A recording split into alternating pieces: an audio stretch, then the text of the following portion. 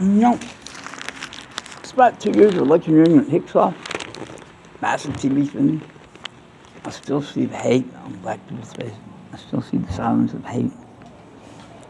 And we also deal with this reset hate. People walking through the store, like, as the politics of Atlantaism, holistic as it may be, not. Even black people are so radicalized now, they'll never be normal again. No, they still got hate on their face. They can't stand to look at people with white face. They're absolutely expecting some white reaction to this whole election.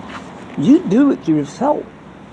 You know, the thing about Jesus is that he never mentioned nothing about slavery. He never mentioned nothing about race.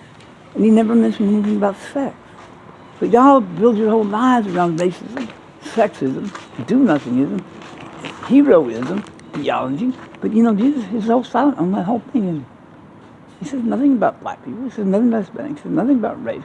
But y'all want to intercede and create this all this new theology, y'all, and then you get confused and whitewash of the big hands and the big shoes, and then you're all lost in the quagmire of the manhole history thing, and then you want Jesus to come bail you out, but then he says, well, you know, I tried before, I tried again. Y'all still don't want to, y'all don't want to hear nothing.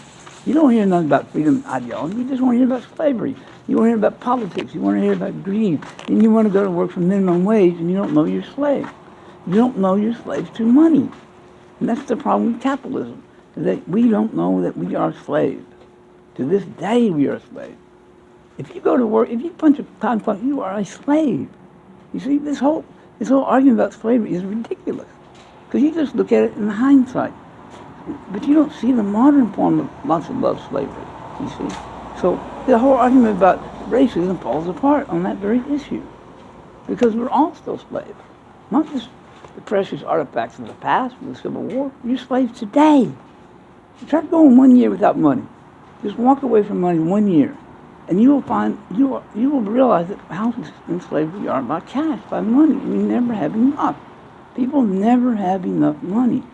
You might have $1 million, you might have $10 billion, but you never have enough.